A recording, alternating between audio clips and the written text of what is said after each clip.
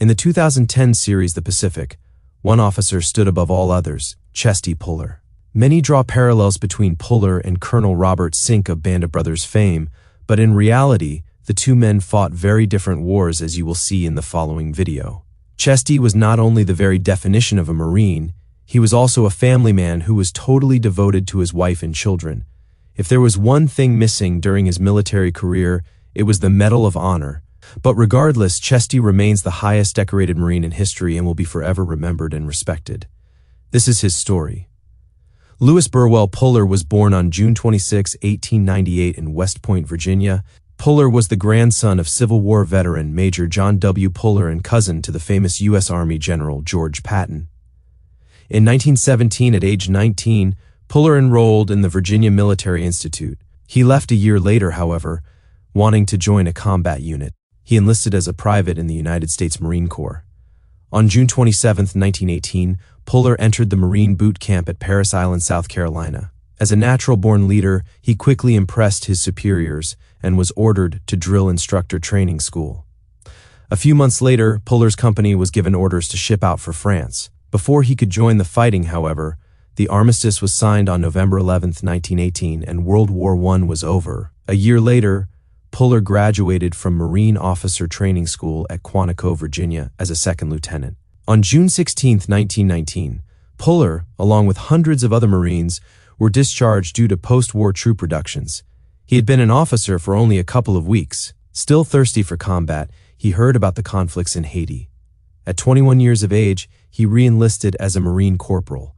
In late 1919, he was deployed to the island to battle the Caco rebels. It didn't take long for the Marines to see action when they encountered a group of around 100 rebels. Spotting them ahead, Puller called his unit to attack, charging the enemy on his horse.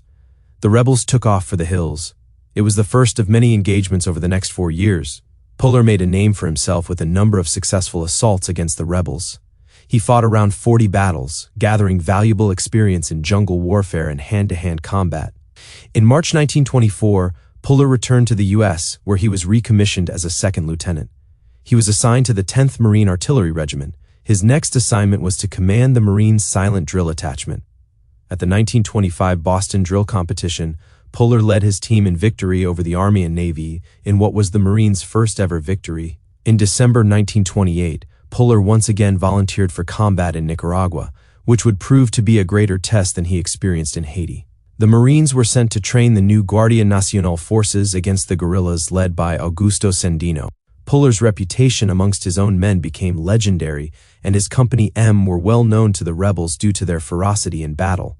Puller's reputation soon earned him the nickname El Tigre. During his tour in Nicaragua, Puller led his men in the Guard forces in over 60 battles against the rebel insurgents. It was at this time that Puller earned his famous nickname, Chesty. Some say this was due to his chest always being big, proud, and thrust out. Others claim the term Chesty was an old Marine expression meaning cocky. One of his men bragged that this company did not need frontline communications, as Chesty would yell commands up and down the lines, and you could hear him for miles. In 1930, Puller was also awarded his first Navy Cross, the second highest commendation for valor in combat.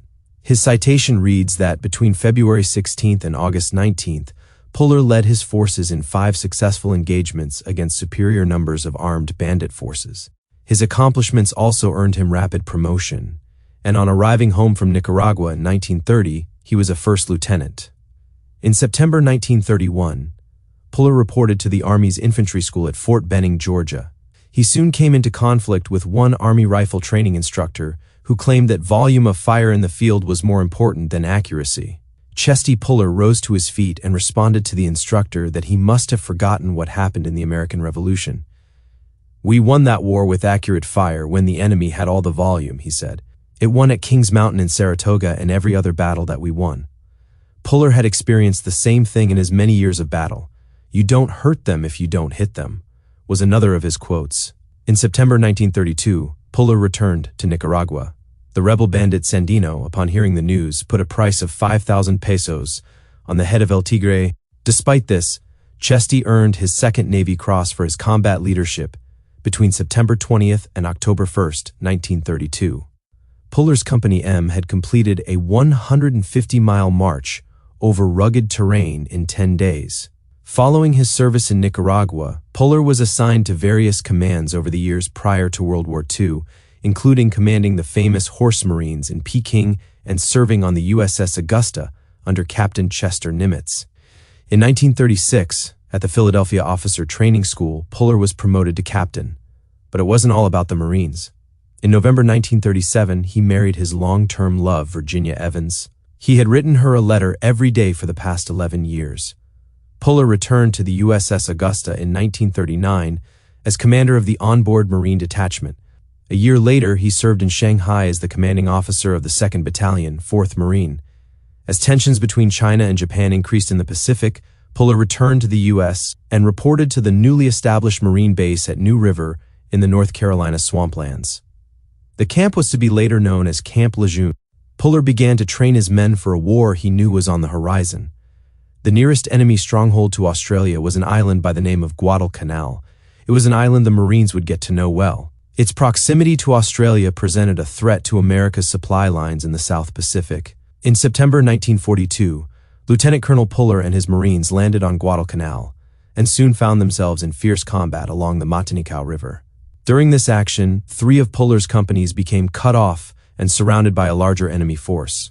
Puller personally made it to the water and signaled the USS Ballard, a Navy destroyer, to allow him to board in order to direct fire support. At the same time, landing craft were able to move in and rescue his men from the dire situation. For his actions, Lieutenant Colonel Puller was awarded the Bronze Star with Combat V. A Medal of Honor wouldn't have been out of the question. On another occasion, Chesty deliberately lit his pipe one night before quickly diving for cover in order to draw fire from an enemy machine gun nest. As a result, his own machine gunners were able to take out the enemy by firing at muzzle flashes. Incredibly, while serving in the Pacific Theater, Chesty had a dozen roses sent to his wife on the 13th of every month to celebrate their anniversary. He had given standing orders to the local florist. In October 1942, toward the end of the Guadalcanal campaign, Puller was awarded his 3rd Navy Cross for his actions in what became known as the Battle for Henderson Field. In one-night battle, the Marines defeated an enemy the size of a division. The enemy were piled up at the edge of the Marines' foxholes. The machine guns became so overheated the men used their own urine to keep them operating after the water supply ran out. Puller was wounded twice by bullet and shell fragments. The battle left 70 Marines dead and over 1,400 of the enemy. The Marines had held the airfield. It was this engagement that Marine Gunnery Sergeant John Basilone would earn the Medal of Honor for heroism. For his leadership actions during the Battle of Cape Gloucester on the island of New Britain, Chesty Puller was awarded his 4th Navy Cross.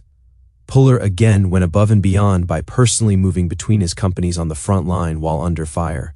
He led successive assaults against enemy defensive positions. In September 1944, Puller and his 1st Marines landed on Peleliu, part of the Palau Islands. Their objective was to secure the airfield. That turned into one of the costliest engagements in Marine Corps history. From September 12 to 30, the 1st Marines suffered nearly 2,000 casualties. No Marine regiment has suffered as many casualties in a single campaign. Puller received the first of 2 Legion of Merit awards during the operation. Unfortunately, Puller took a lot of heat for the large number of dead and wounded. For Chesty, his war in the Pacific was now over. In 1950, Puller was once again given the command of the 1st Marine Regiment at the outbreak of the Korean War. He continued to lead his men from the front in fierce fighting during battles at Incheon and Seoul in September. During the Battle of Chosin Reservoir, Puller won his 5th Navy Cross for heroism. After becoming surrounded, Puller and his Marines conducted a fighting withdrawal, inflicting casualties on 7 Chinese divisions in the process. The American losses were significant, with over 700 Marines killed and 5 times as many wounded. The enemy suffered 25,000 dead and around 12,000 wounded. Chesty Puller would later be promoted to Brigadier General, then Major General, and finally Lieutenant General. He remained in the Marines, serving in numerous commands until he suffered a stroke on August 26, 1954. A year later, despite his protests, Chesty was retired from the Corps on medical grounds. Louis Burwell Puller passed away quietly on October 11, 1971. As per his wishes, he was buried in his beloved town of Saluda, Virginia. He remains the most decorated U.S. Marine in history. To honor his memory, each new Marine Bulldog mascot is named Chesty Pullerton. Even to this day, Marines at Paris Island end their day by reciting the unofficial lights out slogan of the Corps. Good night, Chesty, wherever you are.